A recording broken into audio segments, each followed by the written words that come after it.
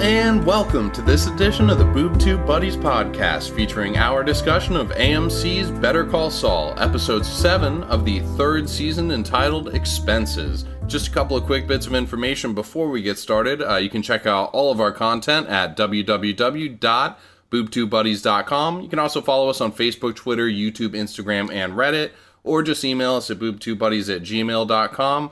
And the final thing, which I pretty much universally forget to mention, is we do have a Patreon page.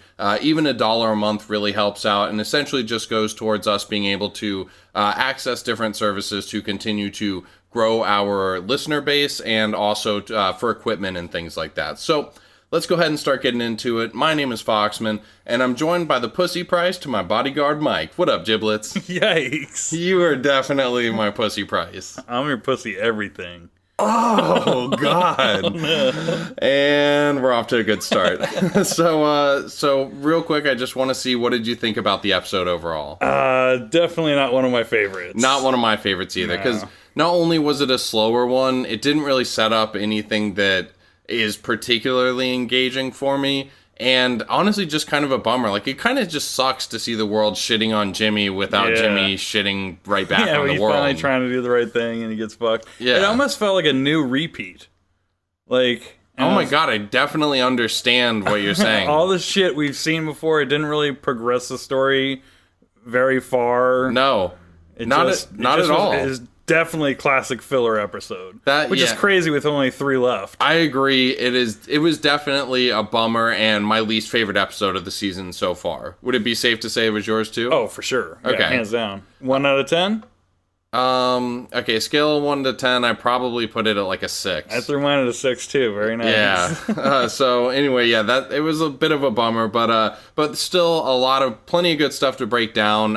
We'll talk about what we like, dislike. We'll go through some of the scenes, and then of course we have a little bit of trivia that we like to run, and some other games and shit like that. So let's get into the first segment of the night. 140 characters or less used to summarize the entire episode. A little segment we like to call Summon It Up in a Tweet. Oh yeah, we're summon it up, so summon it up. Summon it up, oh yeah, we're summon it up. Oh yeah, we're summon it up, so summon it up. Summon it up and up. Tweet.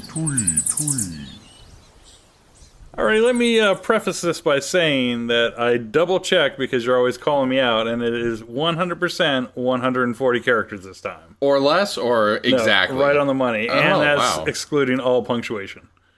Okay, that's fair. What can you do? I'll allow it. Oh, what a good guy. Alright, you ready? Yep. We got to find out what's in store, otherwise a total bore. Jimmy's on the brink of poor, Nacho's on the brink of war. Chuck is still a fucking whore. Nice. Okay. All right. That was pretty good. I think it's better than mine, but... Finally. Okay. Yeah. No, I think honestly you got me this time. So, kind of a sleeper. Definitely a bummer.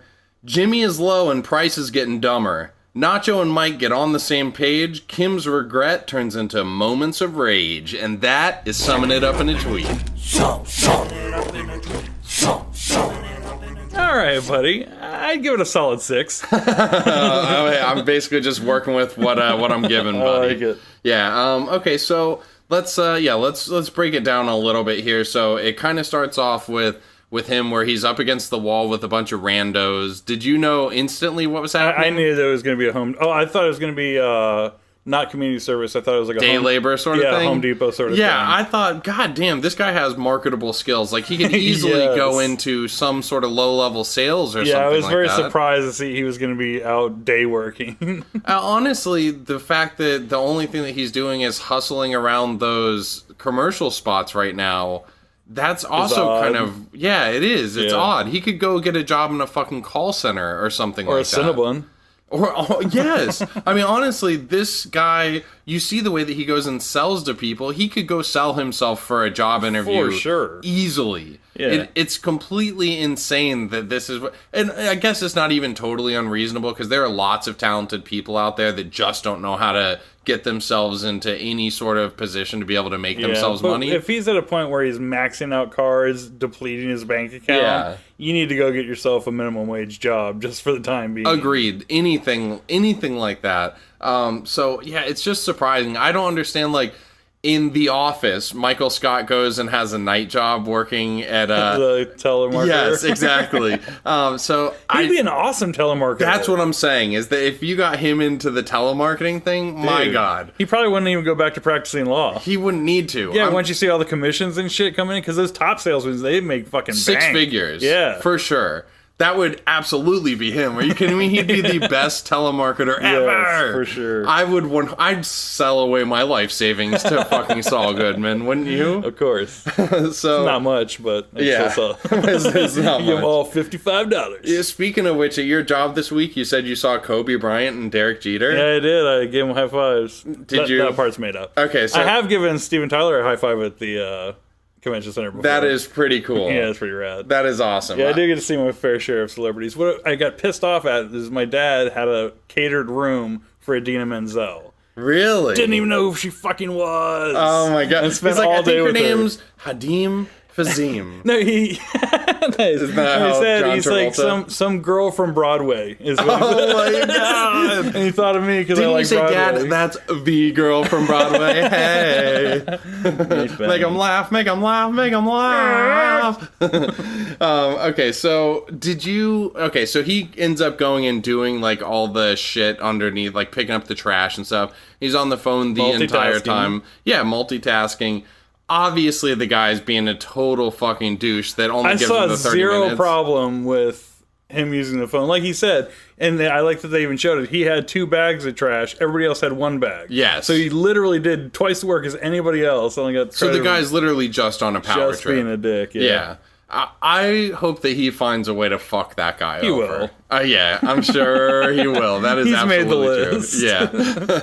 That is funny because that is definitely his MO. Is it seems like he does pretty much get revenge on In the everybody. sweetest way possible. And it doesn't, it's funny because you say the list, it doesn't seem like he actually has any sort of like physical thing where he's trying to go out of it, but it seems like he always just lands in a situation where he can fuck over somebody who fucked him over. Yes, exactly. So anyway, yeah, he gets back and rushes to his car, does like The hooker shower the hooker shower. that not naming names used to do all the time.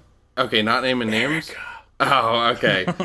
Honest to God, what I grew up calling it, that I recognize is totally inappropriate, Let's hear it. and I probably fits with what we thought that he was doing in the first place when he was sitting against that wall. no. We grew up calling it a Mexican shower. Oh, And I know it's did inappropriate. Donald Trump raised you? Okay, topical. That was pretty good. They don't send their best. The rapists, Murderers, killers. and day laborers.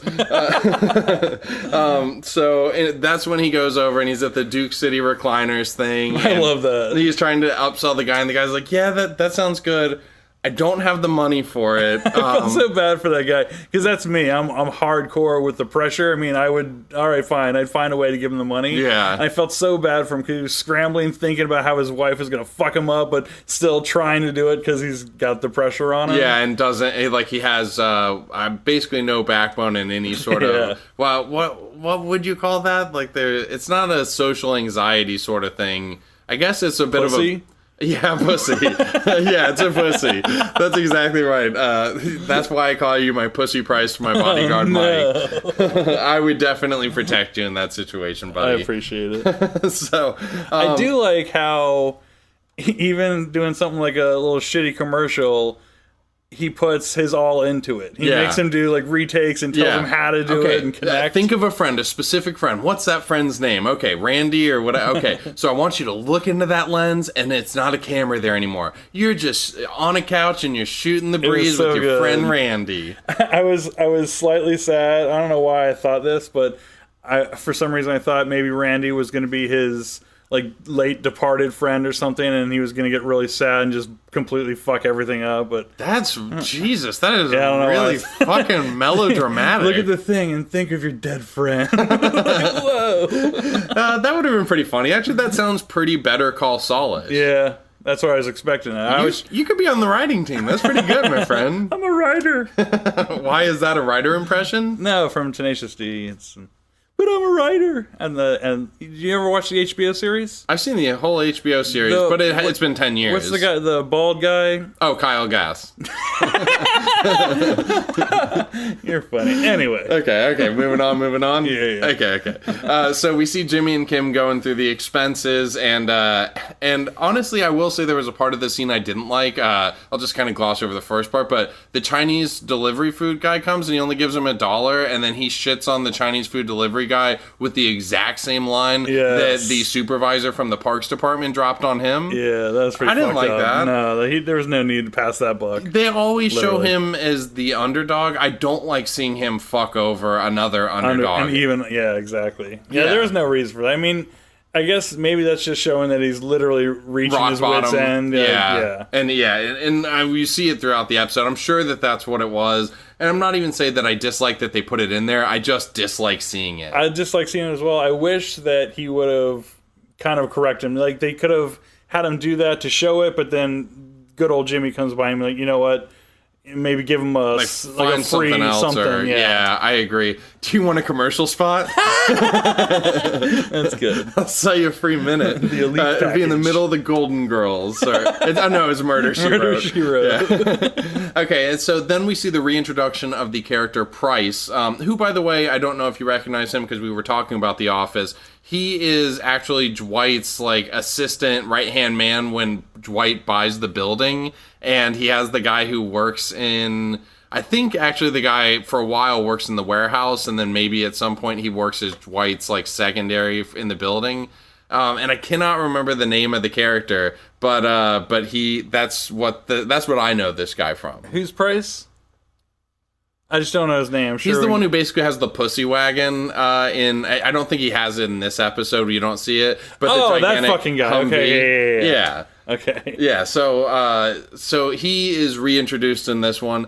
And how he doesn't immediately... fucking hate that guy. I know, he's such a fucking Gary Goober. But how he doesn't immediately tell Nacho to fuck off, and how he's not gonna get involved with the shenanigans, or say, you know what, fine, $20,000 plus you either get every one of my cards returned to me, or the exact value for what they're worth. He already got his cards back. Oh, he did? All of them.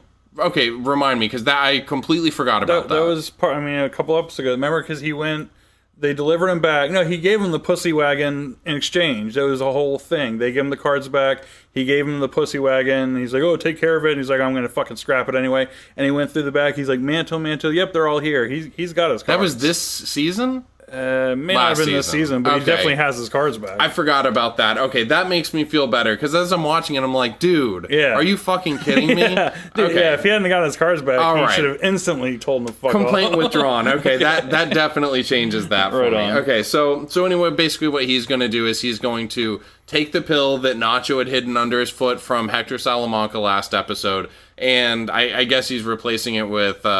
nitroglycerin or something like that? No. Or that's what was already in it for his heart medicine. Yeah, that's how Mike knew. Yeah, they haven't explained what he's going to put in there yet. He's just got the capsules. Okay, he's ordered the capsules. And who's proud of their buddy for calling it pretty much instant goddamn taneously? This guy... I'm proud. This guy proud. I'm not the one that did it. It was a very weird I thought way he to was taking away that one pill to... Remember? I squashed it. That's the end of fucking Tio. He squashed it. Dumbass. Okay, so, all right, let's see. We see Mike paying you don't want to cut to a little jib-jab? Yeah, we can do that. Let me... Yeah, fuck it. That next scene we could gloss over completely anyway. Fuck it. So, all right, let's throw to Jib Jab with Jables. I have no idea what we're actually doing for it, so... Get your earbuds ready, because it's going to be tenor. Jib Jab.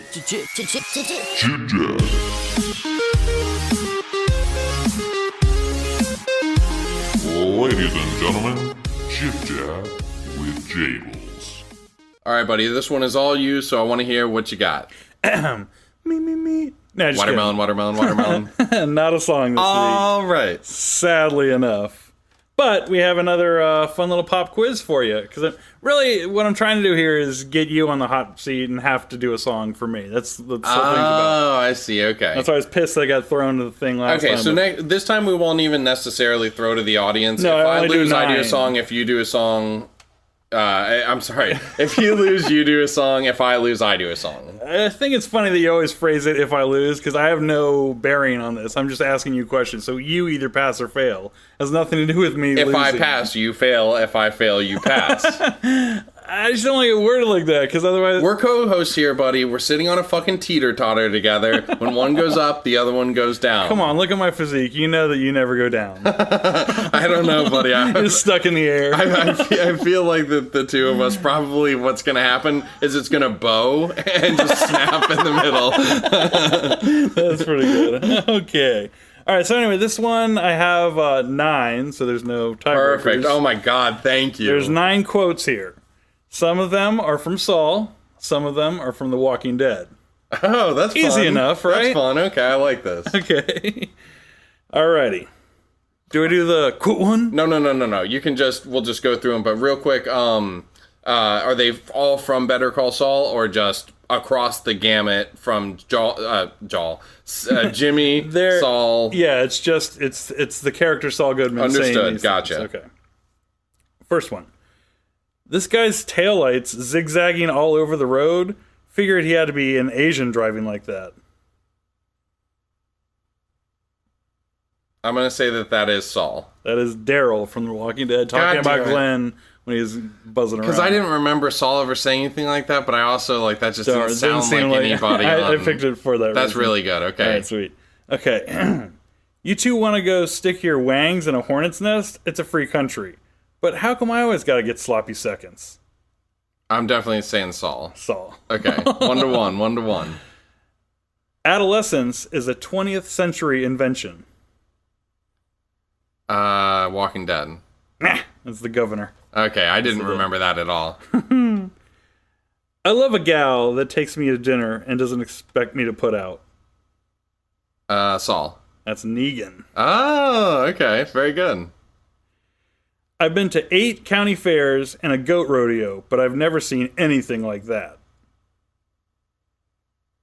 I'm going to say Walking Dead? Abraham. Okay. Right. And can I just say, going back to the Negan one, by the way, that you guys have to check out on the website. I have a songs tab where Jables has, where we have a shitload, especially from The Walking Dead, of different songs. And the Negan parodies are out of control because you talk super explicitly about wanting to hook up with Negan. Well, I mean, for some I do have reason. a pretty hard boy crush on. Yeah, it gets really fucking weird about, what's the last line about like watching the TV while I masturbate. No, I forgot about that. With Kleenex and lube in my hand. I don't think that's that graphic. That's definitely what you said. Gosh damn it.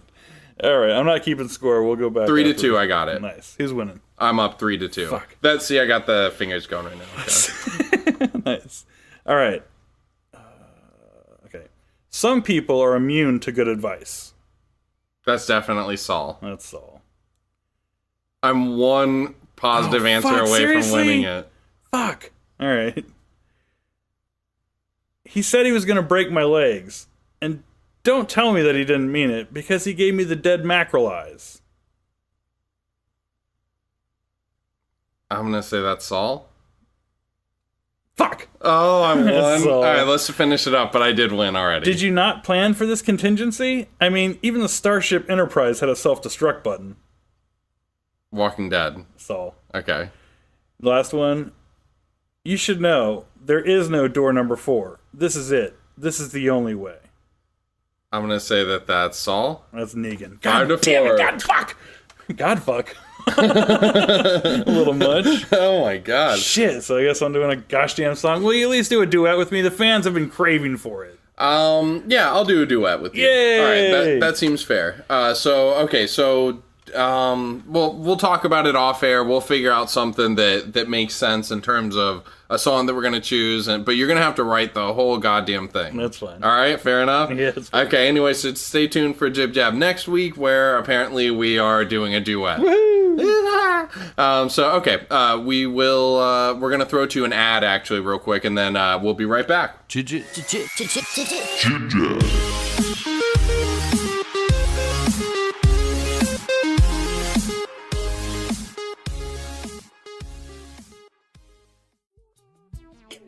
always say the way to a man's heart is through his stomach.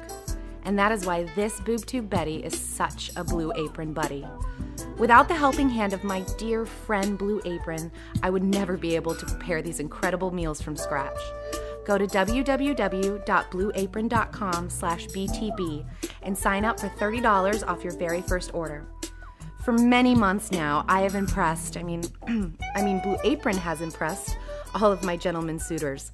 Listen, they don't need to know that Blue Apron did all the heavy lifting. Again, don't forget to visit www.blueapron.com/BTB to save a little money as well as time. Thanks, little buddies. Okay, so let's get back into the episode. We finally get a little bit of Mike stuff here. So we see him pulling up the floorboards, getting out his cash, which presumably he's now spent. No, not even presumably. He definitely has spent on the materials to build this playground thing at the school. Which is nice. A nice move. Yeah, and the reason I say not presumably is because they actually say something to the effect of, you already paid for the whole thing, And don't... it says a donation. Yeah, that's exactly right. So, I don't know. Is there anything you want to bring up about this scene? It was unremarkable. Is this just the playground scene, or are you talking about the meeting? Well, you just want to go ahead and get into the meeting with him and Price? Have we figured out, because last time we speculated that it was, a PTSD sort of thing? Yeah, what I think that it is now, the more that we're looking at Survivors? Yes, a Survivors meeting. That's what I gathered from it as well. Yeah, and which I guess might have been kind of obvious last time too, but we also didn't totally know because we didn't get to hear other people speak very much, and in this one, clearly that's the case, because we hear later on that the lady talks about how her husband and her, he was in the Navy, died. But that had nothing to do with his death. He went out, hiking and then just never came back. Do you think that Mike might be crushing a little bit? It definitely seemed like there was a little bit of Mike-level flirtation. He wasn't super warm, but that's the warmest usually he gets. Oh, my God, yeah. I was surprised he went up and talked to her at all. That was fucking Care Bears level of warm for Mike. What do you think... I don't understand why her story prompted him to change his mind about helping Pussy Pants out. I did not understand that either, and I also understood that from watching the show that was what precipitated it, because he goes immediately outside and calls. Right. I went back and because I was like, I think I was like, I'll tell you what. Here is my thought now. Just this is just what popped into my head. Is he heard the story about the guy just disappearing and stuff like that, and thought, well, that's exactly what's about to happen to this other guy that I spoke with earlier. To make sure all ends are tied. Price is going to die, and he's going to be disappeared if I don't help him here. And even though I don't necessarily like the guy, he is kind of an innocent and doesn't. I didn't take that. Even just now, this new thought from your new thought, I thought he was trying to make sure all the T's are crossed and the I's are dotted about. Going after Hector's demise. Maybe that's it too. Because now that I think about it, he went and gave Nacho this laundry list of things to make sure he does it perfectly. Yes, but how would that have affected anything to do with this lady? Well, because she said that her husband died without a trace, and not knowing it shouldn't matter, but it does, so that she always wants to know. So people like Gus, if there's any bit of foul play, they'll want to look into it. They'll want to know as much as possible about how he's connected through him, but he's still okay. That's it. That's got to be it. That makes sense. I'm glad we talked that out because I'll tell you, in just watching it, I thought there's something there, but I'm just not getting it. That's a pretty tenuous link, though. To be fair, I rewound it because I figured I had to have missed something she said that triggered it. But okay, that's actually a really good point. Nice. Okay, so last episode, the scenes for next week on Better Call Saul. Ooh. We saw Kim slamming down the thing. And to be fair, she definitely is she's getting a little testy there with her friend Paige. And apparently it's all derived from guilt. She feels bad about the way what that she did to Chuck. Yeah, which... obviously, we know how we feel about that. The listeners know how we feel at this point. Hashtag fuck Chuck. But Kim's Kim. So. Kim's Kim, but yeah, I did find it a little off-putting. And to be fair, she does apologize for it, which I thought was good. I feel like it's kind of a trick to us, to the audience, because it made it seem It was like very tricky. she's gonna fucking go off and there's some bad blood. It was just the scene that we already saw, and then she apologized. Oh, forget about it. I've already, Yeah. It was definitely just a little red herring for us. Yeah, and then they woke up and all of Better Call Saul was a dream. Yeah, it was definitely sneaky. Although that's not so much the show creator's fault as it is AMC for that's doing true. the scenes Lean from him in. next week, and then the scenes from next week don't actually mean anything out of Slams it down. context. Oh, sorry, I didn't mean to slam that. Yeah. You didn't show us that part, asshole. Sorry, it slipped. Stay tuned next week. Okay, so does anything else really happen there that you like during that meeting that you feel is of any significance that needs to be broken down? No, I mean, I like that she became her true self, almost like what we were talking about with Jimmy and the Chinese guy. Yeah. How there was this spark of something because she's also at her wit's end for a different reason, but then came around to real Kim. I wish they would have done the same thing with Jimmy. And that's good and that's reasonable because, I mean, in real life, you're impacted by other things going on and it colors the way that you act in certain situations. Yeah. And it makes me definitely wonder all over again what's going to happen with Kim, because I thought Mesa Verde was going to blow up in her face and this was going to be the beginning of it, but clearly it's not. She's still super on board and everything else. Yeah, she is. And maybe it's a crack in the veneer, but it's a pretty small one. Yeah, that she spackled over pretty seamlessly. Wow, way to stick with the simile there. That was pretty good, my friend. Okay, so when Saul goes to the music shop place, and he goes community service again, and presumably is not on his phone the whole time. I didn't like that I didn't feel like it needed to have two separate scenes of him pushing his ad. Yeah, I mean, it was just redundant. Yeah, so one or the other. I mean, obviously the second one, because it seems like that's going to come back around. So really, we didn't need the lazy boy scene at all. We could have gotten that, all right, we get it, he's struggling, he's desperate, just from the one music That's scene. a good point. It could have been used for anything else to add a little bit of How about momentum to the episode. One fucking shot of Gus? Yeah. How are you going to introduce one of the best characters on TV and then have him just God, sit it's the like a bench fucking, this episode? what, 2 episodes is it? Yeah. Yeah, that's it. They have gold and they're just fucking sidelining him. In exchange for these Repeat, scenes when oh my god, yeah, that is Just frustrating. introduce Gus and then they give us a filler episode. Oh, Fuck god yourself. damn it. Yeah, that is really frustrating. And nothing of any interest happens here. They basically pull out of, doing the ad, are not particularly apologetic. He offers a 50% discount, and I don't understand how they were considering doing the full price very and unbelievable. 50% off. Yes. If Didn't he had, sway 'em. No, that's exactly Fuck right. that. That to me is so unrealistic that they were in on it and were So ready to in do on it. it that they have the goddamn production company there. Yeah. First off, just straight off the bat, it's fucked up if they say no, even at full price, when they're all standing there ready to go. Agreed. And But to knock off half of that you were on the fence and have them come out, and it's just like, nah, not worth it. Yeah. That's not believable. agreed, and especially not. I don't know. That was silly to me, and it didn't ring true. It didn't feel like. It just didn't feel like anybody would actually. Whatever. I don't want to beat a dead horse. I didn't like it. I do like those characters though, the twins. They're in a lot of different stuff. I don't know what their names are, but I recognize them. I only recognize them from Sunny in Philadelphia. What were they in Sunny? During the dance-a-thon, they were the DJs.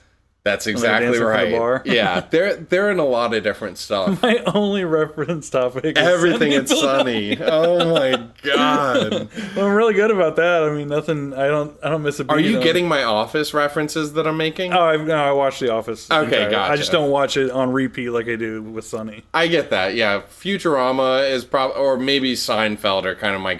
Actually, Impractical Jokers lately has become like. Goddamn love I Impractical probably watch but unfortunately, I can't reference unless it's about Joey Fatone. I can't use an Impractical Jokers reference that would link to anything else. And unfortunately, Joey Fatone's not. Unless we start doing an NSYNC podcast, then I would be so goddamn down with an NSYNC podcast. It's gonna be sweet. Yeah, right. No, all the listeners would say bye, bye, bye. Oh my god. I thought they knew. true that we loved in sync. So good. That's the most. Nobody knows that song. Let's just finish out the episode with NSYNC to prove what a horrible idea a podcast. No, yeah, we'll be tearing up their hearts. Let's not do that. All right, let's go over and do our 2 truths and 1 big little lie real quick. Good idea. All right. Let's play a game called 2 truths and 1 big Little Lie. Once again, as the reigning supreme leader, You are up 1 I now, am by the way. It's kicking not the like shit a out of you by that one. fucking landslide or It's a anything. big one. All right, landslide, what you got? No, I was gonna do that noise again, but last time I listened back, it hurt my ears. When I did It popped. It Yeah. sucked, is what it did. All right, I did a little unique one again this time. I think you'll like it. I also did a unique one. Ooh, Yeah. nice. Okay, so this one's basically it's about the ages of the characters and the actors, and 2 of them are accurate, 1 of them is inaccurate. Okay. Now, I will tell you that I'm going to tell you the character's age and the actor's age.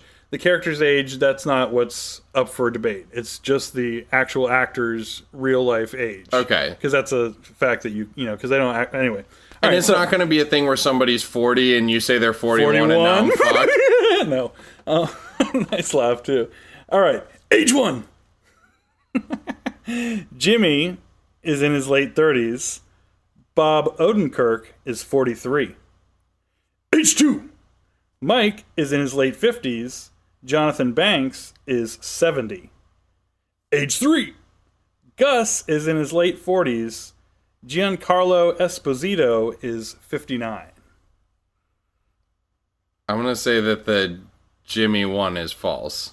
Jimmy 1, you don't think that Bob Odenkirk is 43? I think he's older than that. God damn it, he's 54. Yeah, he seemed considerably older than that to me. Yeah, I was surprised that... Before you started the whole thing, I thought, you know what? Giancarlo Esposito, I think probably is a lot older than he actually looks like he is. But then you said the age, and I thought, oh, that sounds like his age. Like, he's pretty old right there. Yeah. Yeah, I was surprised to see he was 60. I mean, he does not look like a fucking 60. No, he doesn't. But that's why when you said black 60... don't crack. Because if you had said that he was 50, it would have been like, oh, that is really challenging. With Bob Odenkirk, he looks older than 43 to me. God damn it. Yeah. So, okay, all right, sweet. Shit! Yay. You can All tie right. it up right fucking here. Oh my So god! Bum, bum, bum. Okay, so I basically just did Better Call Saul, like a random facts edition, mainly about production, but basically just like behind the scenes type stuff. Stuff for that Better I Call wouldn't Saul. have a chance of knowing. Okay, cool. Go ahead.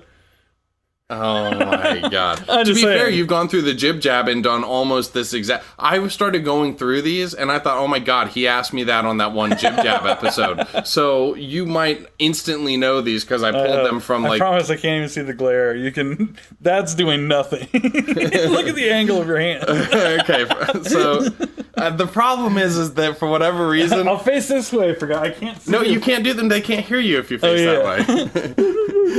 Yeah, so the problem is I didn't just write false on the false one, I colored it red. Really fucking stupid in hindsight. Okay. Truth 1. Bryan Cranston directed the episode Uno, and in the episode, the windshield of Abuelita's car wasn't supposed to shatter when Cal hit it. Cranston, however, did not want the stuntman to have to suffer through another take, so he kept it in. Okay. That's pretty wordy, I know. Very wordy. Truth and 2. I know for sure that that's true. Okay, truth 2. Michael McKean, who plays Chuck, understands Chuck's reasons, but still considers his behavior detestable. That's true. I know that 3 is false, no matter what. That's my pick. You don't even want to hear it? Nope. Are you sure? Yep. That is not correct. No, that's not true. The first one. Is it not Bryan Cranston? Bryan Cranston did not direct the episode. The thing Uno. about the windshield's that was true. all Vince Gilligan. Ah, son of a cock! Why did I listen to the last one? What a stupid chud. Okay, number 3, which would have been true, is Vince Gilligan considered having Marie Schrader be the X-ray technician who ran the scan on Chuck, but then decided it would be too distracting. Okay, I would have gone for that one even after I heard it, but... Okay. Fuck. Because I know for sure, I heard that story about, in my research, I saw the thing about the windshield. In your research, and you're like, damn it. things I wouldn't know about. Damn it. Okay, so Son of a bitch. Oh, we're tied. Are tied. See, there's nothing good about this goddamn episode. Oh shit. Okay, all right. Let's wrap up Two Truths real quick, knowing that when we come back into it next week, I'm gonna slam your stupid piggy fucking face into the wall. How hard have you been holding back, not being able to talk shit? Well, I never talk shit. All right, you fucking queer. Let's do this.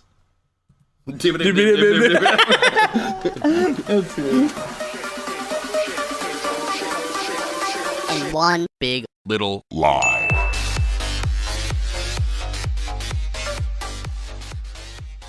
Feels really shitty sitting on the same level as you again. I'm not gonna lie. You were up in your tower just fucking hurling insults down for week that's after me. week after week. And you know what? I just sat there and I took it like a good champion. old boy. Yeah, you did. All right. So we get Jimmy and Kim in their classic Stinkle Pop spot. They love sharing spot. Nice. And it ends up with them going out, and it seems like they're gonna run a hustle on somebody.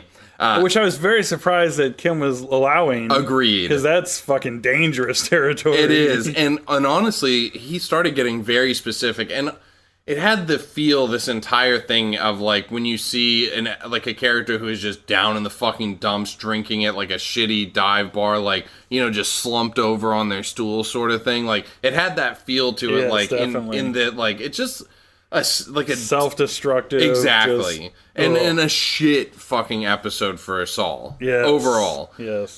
So anyway, like, he goes through the whole thing of like the grift from start to finish, and she's like, "But we're just talking, like, we're not really doing he it." for sure fucking wanted. Absolutely, He was the look on his sold. face, like and it was like fucking venom Yes. on his face, you know. He was fucking hating that guy. And once again, Kim came in and saved fucking Jimmy again. Yes, because agreed. he would have done something and probably gotten caught that time. Yeah. with his luck of the episode. That's a And good point. Yeah. Also, so, what I didn't like about this scene, the fucking, I mean, I get what they were doing, like trying to show these marks and that's who he's going to go after and why.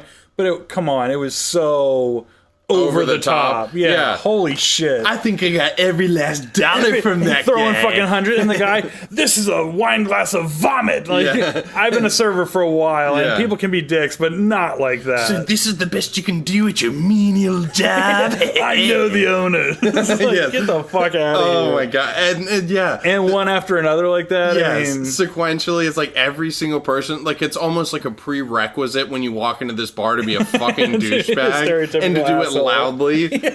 Like, every single one of those people should be thrown out of this place. all of his perfect marks, one by one. Yeah. Like setting up what he can do to him. It was way too on the even watching Not- it, because the first guy I thought, oh, that's a little cheesy, and then when it did the second one, I was like, okay, is this like a fucking dream sequence? Like, this is really It unrealistic. seemed like sniper picks for Jimmy. Yes, that's sniper picks. Yeah, Not fucking Vince Gilligan style. No. I was disappointed. it was not subtle. So just, I don't know, that was just bad. Yeah, just very bad bad. television, actually. Okay, so then we get the Nacho and Price scene, and I like that Mike checked his gas cap. Yes. Like, to see if Gus was actually following him. And we kind of went in this scene so we can gloss over it, but essentially, like, he is running him, you know, from A to Z. Like, have you thought this through? And it seems like Nacho, who is pretty thorough, didn't think enough about the aftermath. Which I thought was funny because even when they were talking about that being the plan, I was thinking, oh, well, you got to switch him back. Of course. I mean, I'm very surprised that Nacho was like, even when he heard it, it didn't click. He's like, really? Why would I do that? Yeah. Like, you're a horrible henchman. You need to stop doing that. And this is a guy who knows his shit. This is a guy who, like, when Price asks, and I don't even really know how he got in my house past my security system. And Mike's like, he disconnected the telephone lines. You and your voice. And so I just don't understand, like, a guy who is this skilled at the crime game, basically, Right. just Overlooking wouldn't get such that. a flagrant Really error. obvious stuff. It's kind of like if you murdered somebody and you were going to make it into a murder or like into a suicide, how you would dust off your prints from the gun and Wait, put it. why would he dust off his own prints? Okay, so let's just we got some momentum here. Let's charge into the last Well, scene. real quick, Go ahead, yeah. What are your thoughts on what that one more thing that he might need from Nacho? Because he said, before we go ahead with this, I need one thing from you. And he whips out his pad and paper like he's going to write some kind of information down. Honestly, you're saying it right now. Part of me wonders if it's anything to do with, like, if he knows any background information on the dude that disappeared. Which dude? The like he was flirting with that one lady, and she talks about how like if she just knew that one thing, then that would, because I can't think of anything else he needs from Nacho at this point. Yeah, but Nacho has zero ties to that random serviceman. I get what you're saying, but maybe he has some reason to suspect that like he could have been into it with. So they did say at least the area he was at, so maybe that's an area known. Yeah, Gila National Park. I don't know. It would be a weak and tenuous tie, so I'm just kind of like, as soon as you said that, it poked a huge hole in it. So I don't know. Maybe something to do with Gus too. I don't know. I don't think that we have enough information. You have no. No, I suggestions. think it was. I mean, it's obviously meant to be a cliffhanger. I just didn't know if you had any takes. Yeah, no, that was it. I don't have any viable takes. Instantly, either. you poked a hole and deflated my like off the cuff thing. So thanks. Sorry, that's twice this episode. Gosh damn.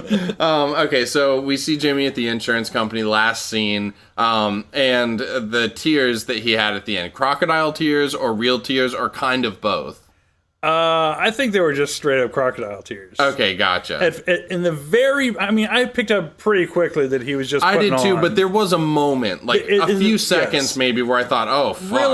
Really when it became, okay, because, I mean, obviously he has every right in the world to fucking break down. Yeah. Anybody else would be like that genuinely. I don't know if I would be like that at a random insurance company. Yeah, but though. it may have just been, I mean, especially after being told after all this I got shit. you, yeah, you get brought so 150% low and- on yeah. top of that. That's just like a final blow. I could see somebody melting down, but once he started talking about his brother, I was like, now he's fucking... Because he didn't give a shit about fucking Chuck. He hates Chuck. I agree too, and I started feeling suspicious even a little bit before that, because when his eyes were watering, I felt like it was very genuine. Yes. Like there wasn't even a moment where I thought anything else. That possibly could have been authentic. Yeah, and then he found a way to... And then he was like, oh, I got can her on the use ropes. this. Let me fucking really give a 1-2 punch. Yeah. And then, of course, he started making it more and more obvious as he's like, yeah, it was all in the deposition. Yeah. By the end, it was definitely Like, okay. on the nose. Yeah. It was all in the deposition. Yeah, as he's sobbing. She's just an open court. Did I just fucking break my phone? Gosh damn it. Oh, no. What can you do? Okay, so we talked about the episode pretty thoroughly. Obviously, neither one of us really liked it. Every show has downer episodes, but this one, for me, was particularly bad. Like, one of the worst episodes of Better Call Saul. It was hard for me to give it a 6, but I don't think it deserved a straight 5. Yeah, and I don't know that it deserved a 6, actually, to be honest, in terms of, like, that might be a little kind.